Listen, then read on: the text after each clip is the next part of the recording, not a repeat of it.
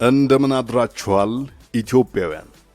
የዕለቱን አንኳር ወሬዎች እነሆ ለእናንተ።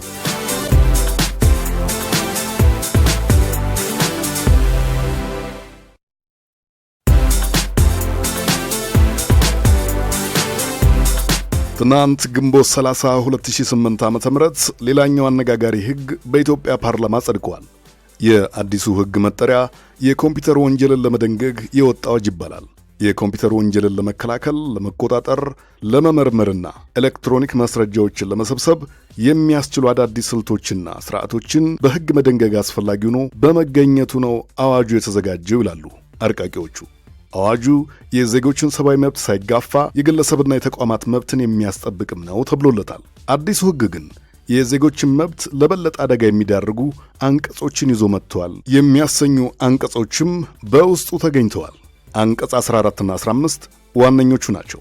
አንቀጽ 14 በሕዝብ ደህንነት ላይ የሚፈጸሙ ወንጀሎች በሚል ርዕሰ ሕግ ስር ማንኛውም ሰው ሆን ብሎ በህብረተሰቡ መካከል የፍርሃት ስሜት፣ አመጽ፣ ሁከት ወይንም ግጭት እንዲፈጠር የሚያነሳሳ ጽሑፍ፣ ተንቀሳቃሽ ምስል፣ ድምፅ ወይንም ማንኛውም ሌላ ምስል በኮምፒውተር ስርዓት አማካኝነት ያሰራጨ እንደሆነ ከ3 ዓመት በማይበልጥ ጽኑ እስራት ይቀጣል ይላል።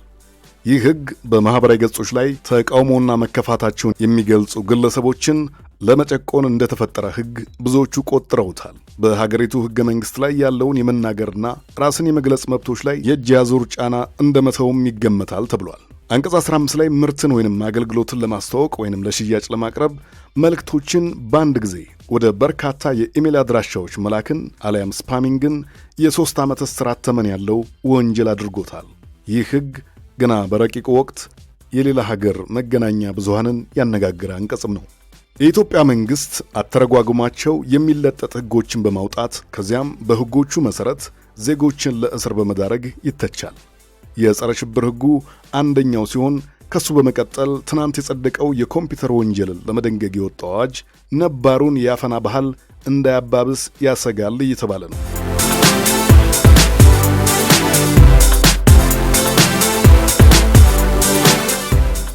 የኢትዮጵያ ወታደሮች የታቀፉበት የአፍሪካ ሕብረት የሶማሌ ተልዕኮ አሚሶም 5 ወታደሮች በቁጥጥር ስር ውለዋል። ተልዕኮው ባወጣው መግለጫ ወታደሮቹ በቁጥጥር ስር የዋሉት በሞቃዲሾ ከተማ ሲሆን በሕገ ወጥ የመሳሪያ ንግድ ላይ የተሳተፉ ናቸው ተብሏል።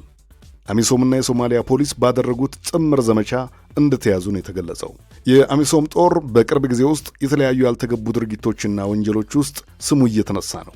መጀመሪያ ላይ ለ6 ወር ያክል ሶማሊያን ለማረጋጋት የገባው አሚሶም አሁን ሶማሊያን ከረገጠ 9 ዓመታት አልፈዋል። በአሸባሪነት ከተፈረጁ የሶማሊያ ሚሊሻ ቡድኖች የሶማሊያ ሕዝቦችን ለማዳንና ለማረጋጋት የተቋቋመው ይሄ ጦር በተደጋጋሚ ጊዜ የሕግ ጥሰቶች ተመዝግበውበታል። ባለፈው ዓመት ሚያዝያ ላይ የአፍሪካ ሕብረት የአሚሶም ወታደሮች በበርካታ ያስገድዶ መድፈር ወንጀሎች ውስጥ ተሳትፈው እንደነበረ አምኖ መግለጫ አውጥቷል።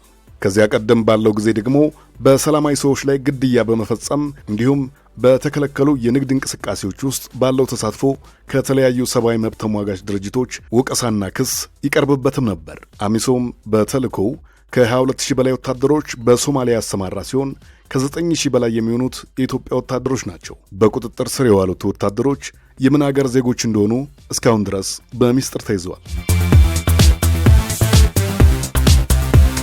800 ዓመታትን እንዳስቆጠረ ተጽፏል። ከላሊበላ አስደማሚ ቤተ ክርስቲያኖች አንዱም ነው ቤተ ገብርኤል ሩፋኤል። ግድግዳዎቹና ጣሪያው መሰነጣጠቅ ጀምረው ነበር። ትናንት በልዩ ሁኔታ ተጠግኖ ለጎብኚዎች ክፍት እንደተደረገም ሰምተናል። ነባር ይዘቱን ሳይለውጥ ለተደረገው ጥገና የአሜሪካ መንግሥት 14 ሚሊዮን ብር ከፍሏል። ወርልድ ሞኑመንትስ ፈንድ የተሰኘው ተቋም ደግሞ የጥገናውን ሥራ ሲሠራ ነበር። ቤተ ገብርኤል ሩፋኤል ከሌሎች 10 የላሊበላ ቤተ ክርስቲያናት በባሰ ሁኔታ ችግር ውስጥ የነበረ ቅርስ ነበር ተብሏል። የውሃ መተላለፊያ ሥርዓቱን ከነበረበት ለዝናብና ለፀሐይ ብዙ 100 ዓመታቶችን የተጋለጠው ጣሪያና ግድግዳ መሰንጠቅና መሸረፍ ጀምሮም ነበር ይላል የጠጋኙ አካል ማስገንዘቢያ። ትናንት የተጠገነው ቤተ ክርስቲያን በድጋሚ ሲከፈት በኢትዮጵያ የአሜሪካ አምባሳደር ፓትሪሺያ ሐስላክ፣ የቅርሶች ጥናትና ምርምር ባለሥልጣኑ ዮናስ ደስ ተገኝተው ነበር ከሃይማኖታዊ አባቶች ጋር። የላሊበላ ቤተ ክርስቲያኖች ጥገና ድርጅቱ በ36 ሀገሮችና በ50 ታሪካዊ ቦታዎች ላይ ከሚያደርገው የጥገና ሥራዎች ውስጥ የሚመደብ ነው። ከህንፃዎቹ ዕድሜና የአሰራር ጥበብ አንጻር ድርጅቱ ልዩ የጥገና ንድፍ ለማውጣት እንደተገደደም ሰምተናል።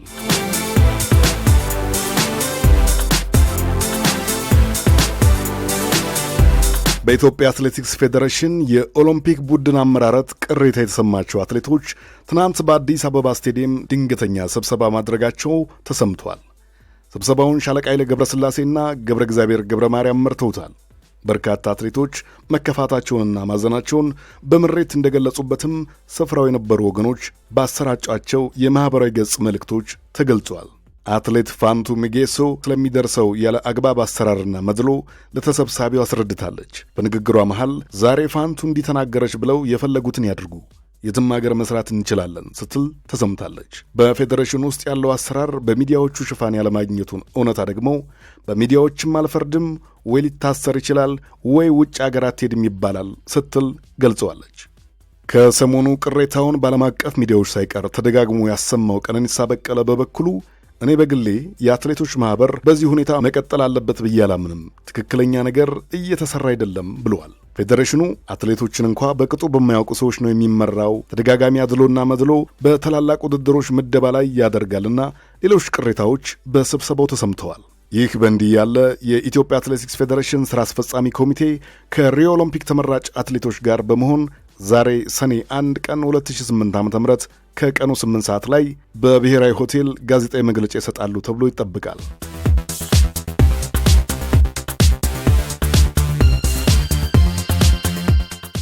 ከመሰናበታችን በፊት አንድ ለመንገድ ልበላችሁ። ኢዚ ብዙ ትባላለች። በዚህ ሰሞን የሀገራችንን ስምም እያስጠራች ነው። የዘንድሮውን የአውሮፓ ዋንጫ ዘገባዎች የሚታጀቡበትን ሙዚቃ እንድትሰራለት በቢቢሲ ተመርጣለች። በእናቷ ኢትዮጵያዊ ናት። ኢዚ በአንድ ወቅት የአዳሪ ትምህርት ቤት ተማሪ፣ አሁን ደግሞ ከአውሮፓ ጨዋታዎች ጋር ዘንድሮ ተደጋግሞ የሚሰማ ድምፅ ባለቤት ሆናለች። ማጀቢያ ሙዚቃውን በትንሹ እየጋበዝኳችሁ በዚህ እሰናበታለሁ። ደህና ዋሉልን። ነገ እንገናኛለን።